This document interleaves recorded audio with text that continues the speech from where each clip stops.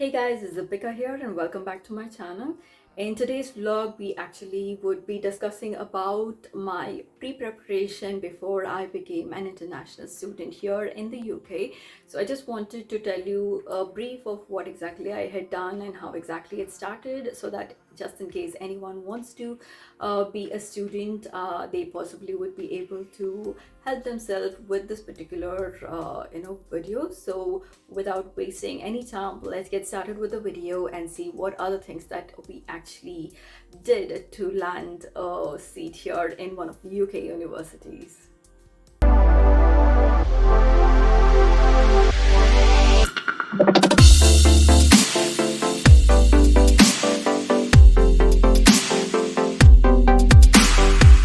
And since IDP was actually one of the institutions that I have already contacted previously, I had called them again and asked them for before this. When I had contacted her, I did a little bit of an R&D about subjects and modules that possibly could be taken. There are multiple universities who would be there, and I would be able to speak to them face to face and understand what university. It was 4 universities who gave me positive responses, and the 4 universities who accepted my profile was CAS, University of Sussex, Edinburgh Napier, and Leeds Beckett. So these are the 4 universities. I sent an email to them informing that this is what I am actually looking for, and that these are the courses and the certificate. They did say that I can possibly connect with my coordinator in IDP and get all the processes done about the documents and things like that. Meanwhile, they will have the process started for the intake of the Jan intake, and possibly we would be able to work on the admission as well.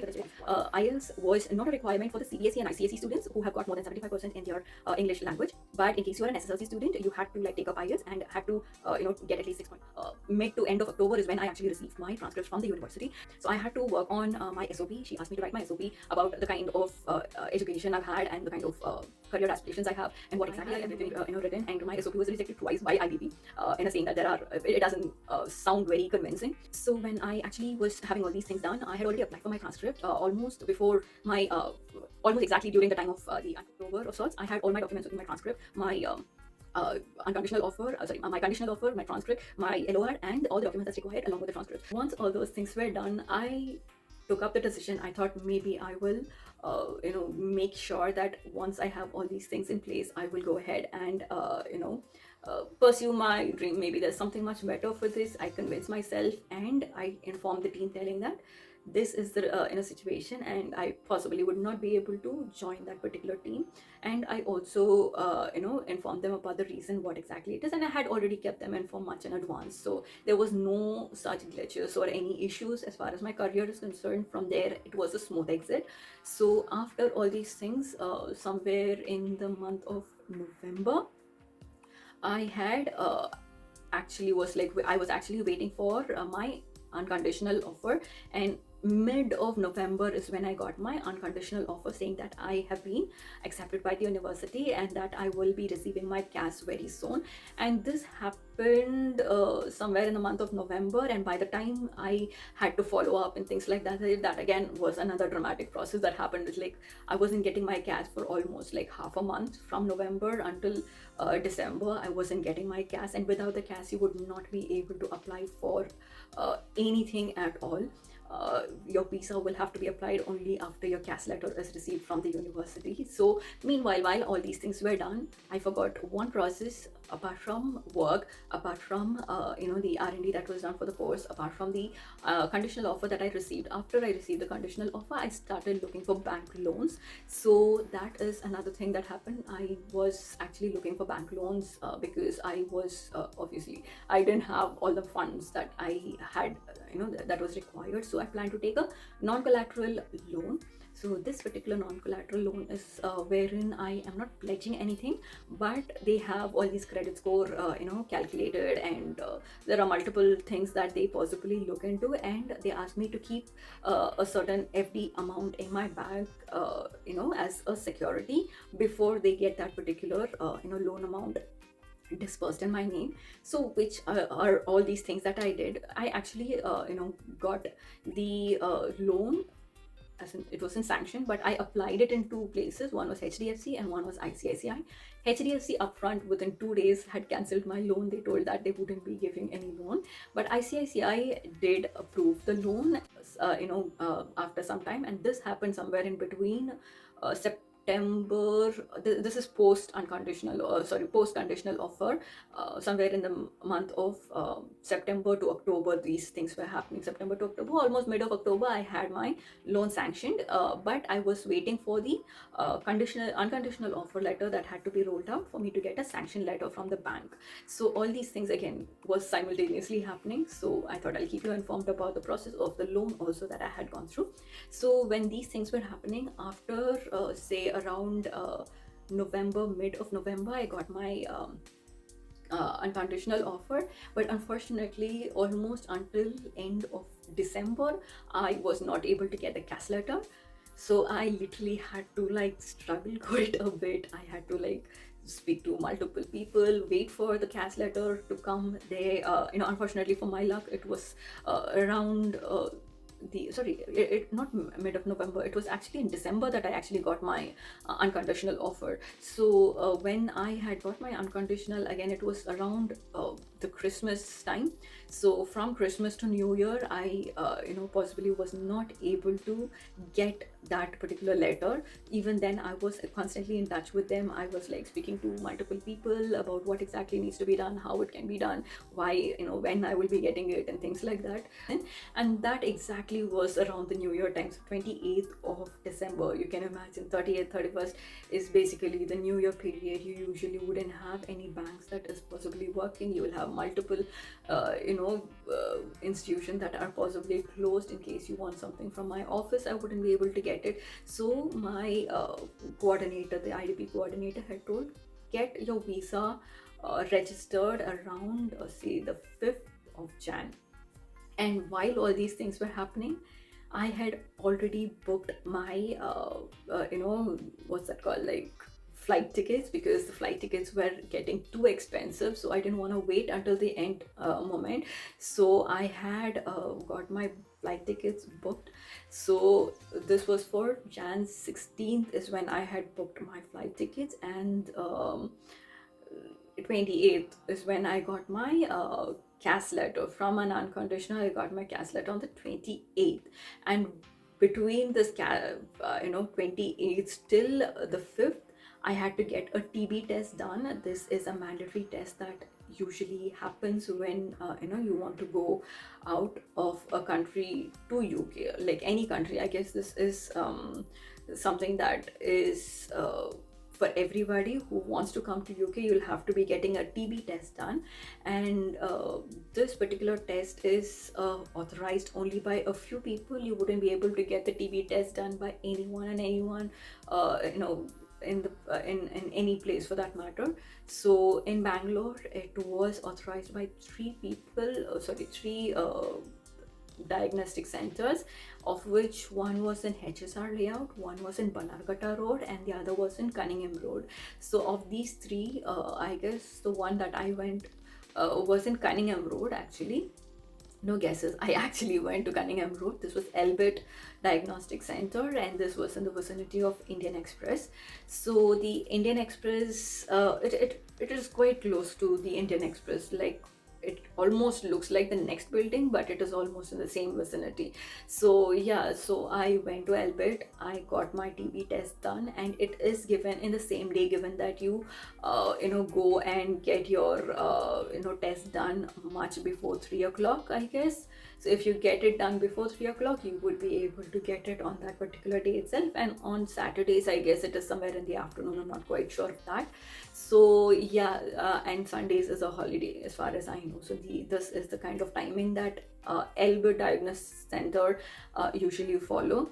So after all these things, I got my report very much on the same day. After that, I went ahead and got the other things done, like packing and things like that, because obviously I was quite sure that things are gonna happen, but I was still unsure because I still hadn't got my visa. So speaking about the visa, the next thing is that I had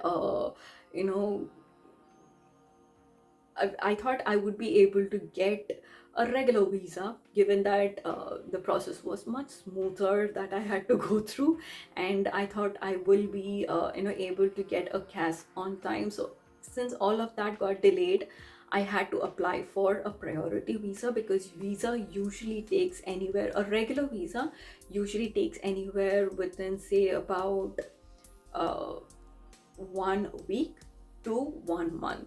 Yeah, so I had actually applied for a priority visa. So this again was another bomb for me, because I had a set how do I say, budget for this particular journey. So another thing is that, just in case you guys have any fixed budget telling that this is the amount that you possibly would be spending for this particular process, it absolutely does not happen, guys. There is multiple things that possibly play a role in actually having a smooth journey. So yeah, so what happened, like I was saying, this particular visa priority costed me almost like 38,000, close to more than what it is. I will check and possibly put it around somewhere around here. So priority visa charges, and priority visa is not like a total charge, it is your visa charge plus a surcharge for your priority process. So that having said, I went ahead, I was like, fine, because I do not have time. I hardly have, say, like 10 days time for me to leave the place. And my university had this particular order that anyone who is gonna be coming after the 22nd or 21st, after the 21st actually, the check-in will have to be done by the 20th of that particular month, and anyone coming after that will not be admitted, is the kind of you know mm, notice that was sent, I guess. Yeah, so I was like quite scared about that, which is why I pushed it to the nth moment, almost like till the 16th is when I had booked my flight, so that I have at least at 1 week's time for me to like settle in and understand the kind of process and things like that. So I went ahead and got the visa from the VFS office. This was in Gopalan Mall, Banargata Road, I guess. Banashankari, Banargata, somewhere around, not Banargata Road, it is somewhere near Jainagar, somewhere around that area, the Gopalan Mall in Jainagar. So that particular area I went, I got my priority visa plus a priority access. Again, I had to pay extra for it, because the visa office, it was actually a weekend that I had been there, and they had some constraint about time, and it'll take a very long time for you to be sitting there, and you'll have to do things. So again, I paid another extra, I guess, 5,000 rupees for that particular priority access, and I went ahead and got that process done. And this is for the BRP process. So you would have your photo taken, your biometrics taken, and also your certificates would be validated. And this is actually a one-day job. It is not something that takes a very long time, but again, having said that, it is something that might take a very long time, given that you are there, if at all you do not have that priority access. And priority access, another thing that was given to me, was it had a SIM card that would be given to you right in the place there. You can just buy that particular SIM card. Along with that 5,000 rupees, you actually have a SIM card that you can activate as soon as you land here. So that was possibly the only reason that I convinced myself to be paying that 5,000 rupees additional, because I was not quite sure as to what to be doing in case I land here and I don't know something and things like that. I thought I would have a SIM, which is much better rather than going there and finding it difficult to communicate. So another thing about the certificate is that they only are able to accept certificate which is smaller than the A4 size. So anything bigger than that, you will have to be getting a color Xerox. You can possibly go to one of the Xerox shops and ask them to reduce the font size so that it fits the A4 size. But unfortunately, I had taken the SSLC certificate. I thought SSLC certificate should be fine, but unfortunately, they weren't able to take the SSLC certificate also. So again, I had to go and get the how do I say, Xerox done, and it is right within the vicinity. What I feared was not actually something that was like extreme, but it was right in the vicinity. I could go ahead and get that particular Xerox taken and give it to them, and it was pretty much immediate. They waited for me and I gave them the document and everything was fine. And the entire process, since I had taken the priority access, was finished within say 10-15, maybe some maximum, since I had to run about 15 minutes, maximum of 15 minutes. I was able to go have my interview attended. They asked me what what I've done, and which country I am going, what exactly I'm doing, and things, a few detailed basic information like that. And they asked me to wait for the biometrics to be taken. They got the biometrics taken, and that is it. I was able to go. So just in case you guys are going to the visa office, check for your certificates. In case your certificate is something that is extremely huge, get it reduced in font size and have it printed on an A4 size sheet, so that it is much easier for them to scan it and get it into the system. So apart from this, there wasn't pretty much anything more than this. Just I got the SIM immediately. I actually got a travel insurance also along with the 5,000, which I felt was good, but was of no use because I was hale and healthy during my travel. So yeah, I actually got these benefits from the priority access that I had taken, or priority visa. Priority visa is completely different. After you go there, I had a priority access with which I got all these things, and that was about 5 to 6,000. So all of this is about the visa process. Let me see if I have missed out on something, which I have as far as I know. Yeah, the number of days the visa took. So after all these things, my visa pretty much took almost, to be very specific, 16th is the flight, and almost like 4 or 5 days just before the flight booked is when I got my visa. That is around the 11th or the 12th is when I got my visa.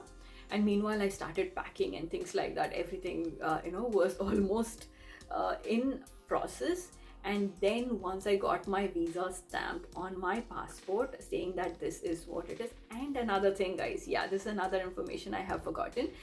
This particular process of having your visa stamped, you actually have one where they would be getting the Xerox done, and another one, there is some other check boxes that you'll have to be paying for. You'll be paying somewhere around 50 rupees to 100 rupees more than what you possibly would be paying.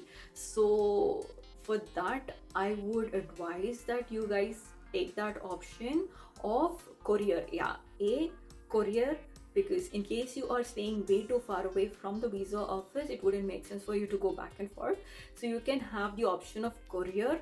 While you are applying for your visa itself, you would have a check mark saying that you will need the how do I say, you will need the Xerox option, just in case you miss out on something and they want the Xerox. Like in my case, it happened.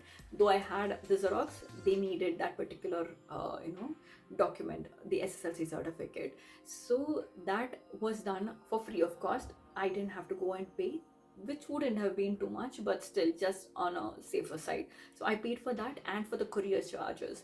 So the courier charges, if not for the Xerox, courier charges is truly helpful, guys, because after it actually does not delay the process, because as soon as your visa comes there stamped, it is being sent to you. It is not like they wait for you to go there and pick it up and then come and get things sorted. So that in itself almost saves you 2-3 days time. So that was actually paid in addition for me.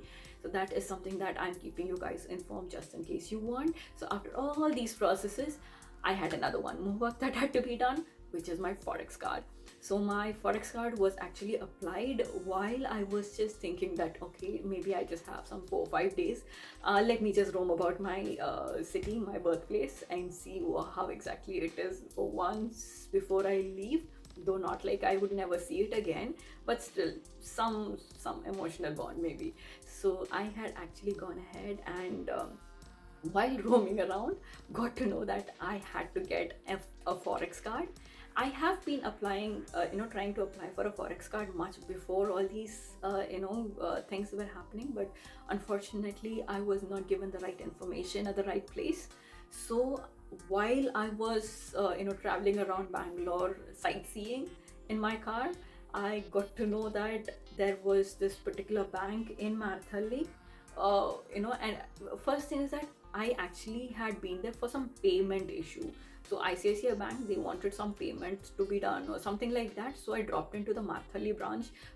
So you possibly can imagine where exactly I was roaming around. So that was the nearest. So I went ahead there, got that particular thing sorted.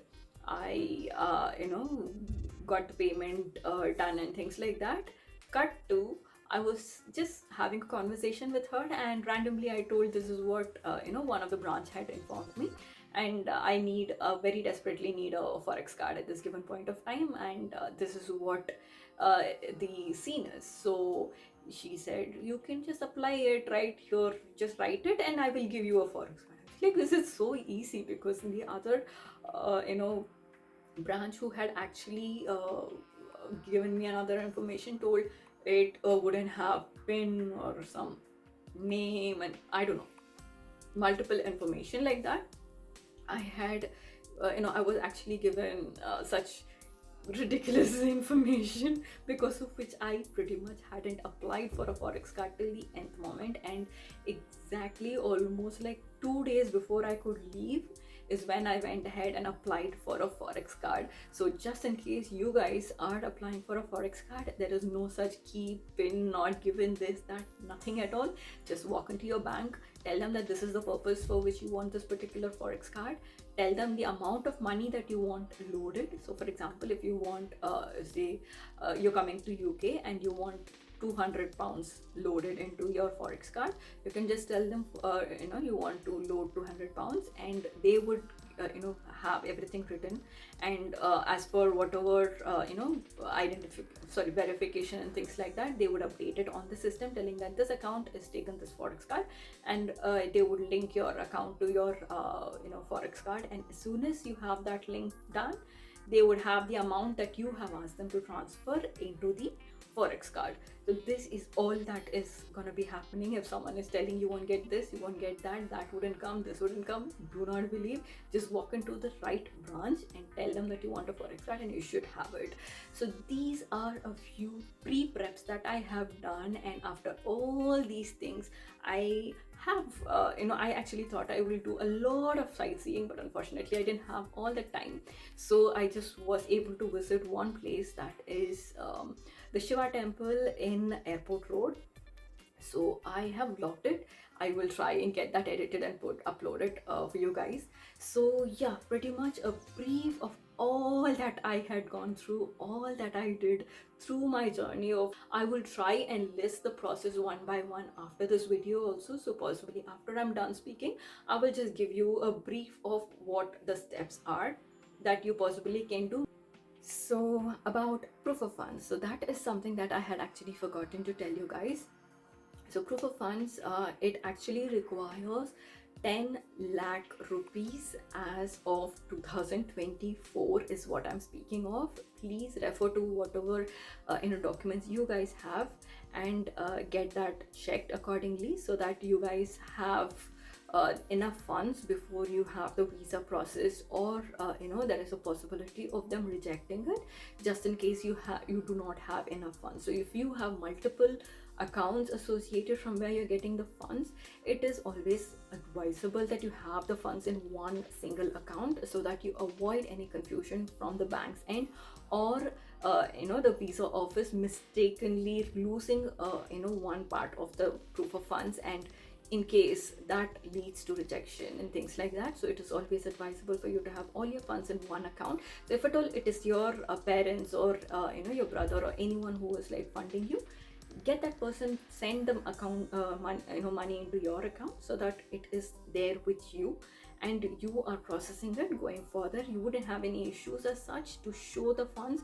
Also, it would be in your name and you wouldn't have to have multiple letters being sent and things like that. And even if it is like, if they're asking you for a letter as to where the source of this fund is, which they do ask, in my case it was my salary, so that particular information is asked about the source. So you just can't randomly out of nowhere have like 10 lakhs into your account and say that this is what I'm going to be doing. Wouldn't work. So it will have to be accumulated over time, and in case it is come from a particular source, that person will have to give a letter mentioning that this is the reason I am giving, this is the relationship with the person, and this is the reason I'm actually giving the money to this person, and I am fine with the consequences of this particular fund being used for this particular purpose.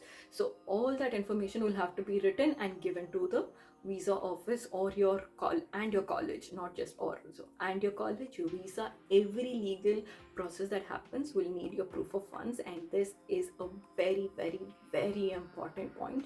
So after all these things is when the visa stamping is actually done. You will be able to apply for it only if you have a bank statement which shows 28 days of funds, and your sanction letter will have to mention the amount of money you would be receiving, and in case it is a loan, it will have to have a sanction letter, and B, in case it is also say in case it is a savings account, the bank will have to give a guarantee that your account is actually with them, and that you are aware that this person is a customer who wants to be using this funds for XYZ reason. So a detailed information on a letterhead will have to be provided to all these people, right from your college to the visa authorities. Everybody will have to be provided with this particular letter.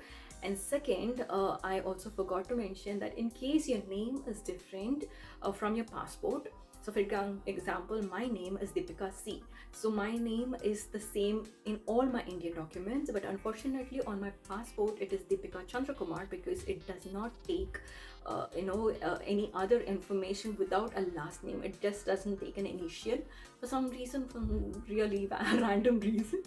So you will have to be having a proper last name. So what I do is I take my father's name. So Deepika Chandra Kumar is what I mention in most of my documents that requires a last name. So having said that, even my college takes as per my passport. So my college or my university, the foreign university that I am applying for, will have Deepika Chandra Kumar. So if your Indian documents have Deepika C and your foreign universities have Deepika Chandra Kumar, that would be a conflict and possibility. In case they try checking all these things, there might be an issue that might occur, for which it is always advisable, go get an affidavit done from the notary. In my case, I went to Mayhall, which is again near MG Road. I got a notary sign telling that Deepika C and Deepika Chandra Kumar, both of which are the same. As per passport, it is Deepika Chandra Kumar, and as per all the Indian documents, including Aadhaar card and XYZ, is Deepika C, and on legal terms, both the name are the same person's name. So this is another information that I forgot to tell you. So after all these things is when the passport information comes in. So be ready with all your documents, be ready with all your bank statements, be ready with all your certificates, in case you are working, in case you are a person who already has experience. Be ready with your experience certificates, be ready with an LOR. Hopefully, in case you are not a working professional, you are just out of college, your college will be able to provide you with the LOR, or it would be your office that would be able to provide you with an LOR. And also, once you have paid your visa charge, you will have to be paying your NHS fees also, which is about 1 lakh something close to. So that also will have to be included in your visa document, that you have an NHS that is being paid for. So all these things are very important and would be required during your visa process, so much before transcript is something that would be required for your college, so that is also important when it comes to college. But visa, these are the documents that is possibly required. So hopefully this information is helpful for you. My journey from say what, like a frustrated Instagram user to an international student, it is just transition, and this is something that went with ups and downs, but pretty much a smooth transition. Not something that I had expected, because there have been multiple times I have tried otherwise but hasn't worked. But for some reason, just miraculously this time, it just was like I just did something randomly and it just flew into a zone wherein I have landed here in this unknown land. But yet I'm quite happy with my decision, at least for now. So fingers crossed, hopefully things go well, and I hope all of you who aspire to be coming here also have your dreams successful. So all the best. For just in case you are like planning to come or plan to go to any other country for that matter, hopefully all your dreams come successful. So hope this information was beneficial for you. If you do like this video, do like, share and subscribe to my channel. And also, in case you want further notification, you can press that bell icon. And any further questions or anything, leave it in the comment section and I will try answering as much as possible. And in case there are many questions, which usually doesn't happen on my videos, but in case there are many questions that possibly come up, I possibly will do a Q&A session, so that it is much easier for you guys to understand what exactly your question is and possibly get it answered that way. So hopefully you had a very insightful session in this particular vlog, or rather video. This is not a vlog, so this is pretty much a video to be informative, so that it was informative for you guys. So until next time, stay tuned, stay safe, have a great day.